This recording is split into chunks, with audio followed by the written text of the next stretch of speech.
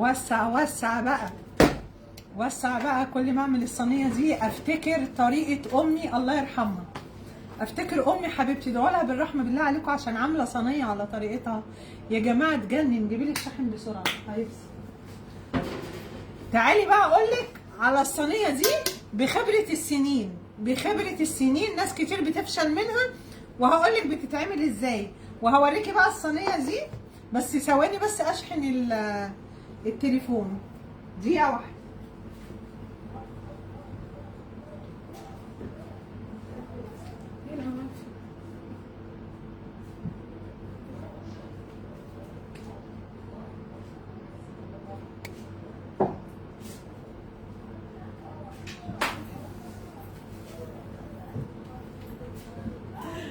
يا رب ما يفصل.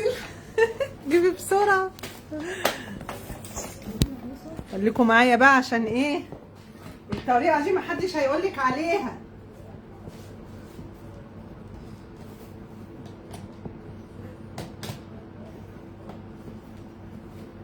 اشتغل ولا ايه؟ مش مولعه الزرار، مش شغال. وحشتوني وحشتوني اللي بالنا يا لهوي. استنى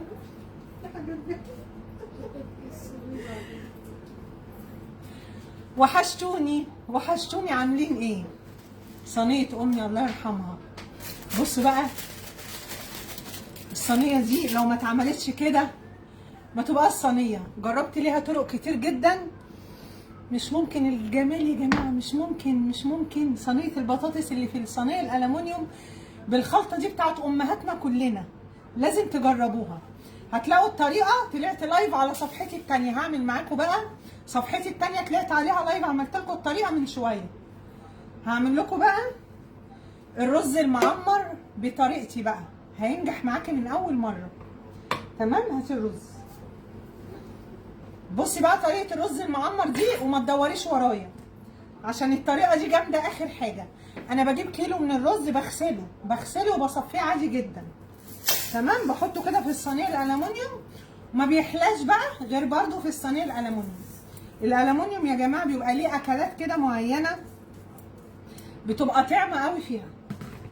قولوا لي بقى بتحبوا تطبخوا ايه في الصينيه الالومنيوم؟ اكتبوا لي في الكومنتات. حطيت كيلو من الرز مغسول ومتصفي، وعندي هنا علبه زبادي، علبه زبادي. تمام. ليه علبه زبادي؟ عشان الزبادي ما يخليش الرز المعمر معجن في بعضه، يبقى ايه الرزايه كده مفلفله وفكه من بعضها، وبيدي طعم حلو قوي قوي قوي للرز. بيفرق جدا. وعندي هنا بقى ايه، عندي هنا قشطه. هاخد ايه حته محترمه كده. طب ما نحط العلبه كلها، يلا نحط العلبه كلها.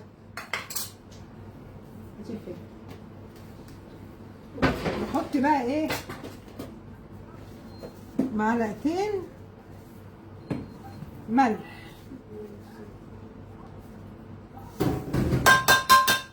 معلقتين من الملح. نحط فلفل اسود،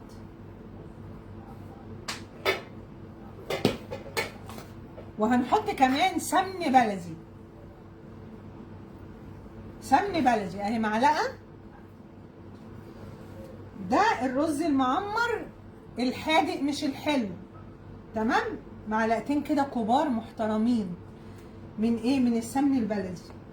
انت عموما كل ما تدي سمن بلدي كل ما هيكون احلى. تمام كده. تمام.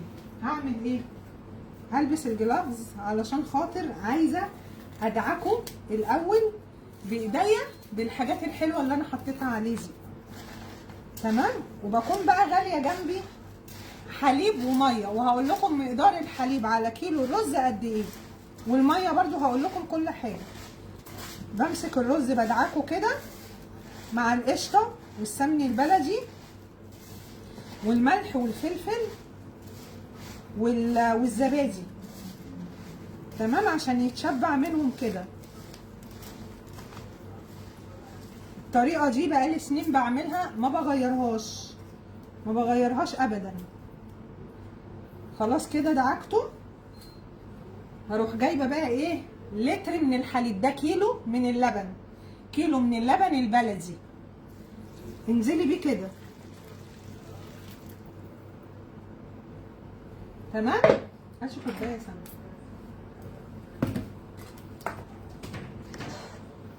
لسه هنحط ميه سخنه، هنحط ميه سخنه كمان.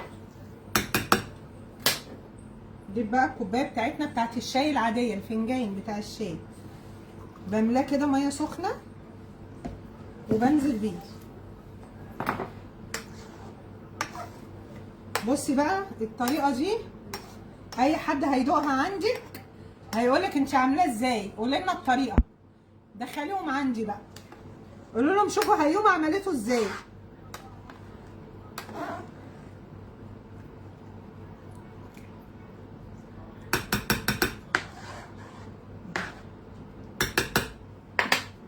يطلع بقى وشه محمر، وان شاء الله لما يستوي هوريهولكوا لايف تاني ان شاء الله.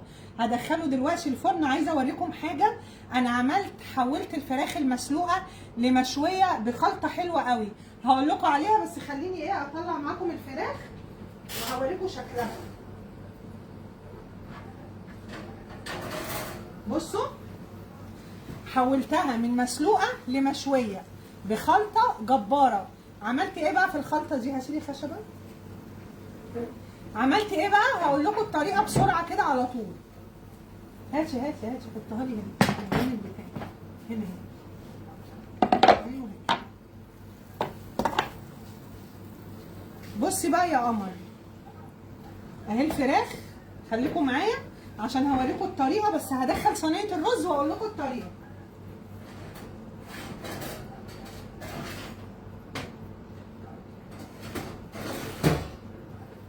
الرز بقى بحطه على ارضيه الفرن، على ارضيه الفرن.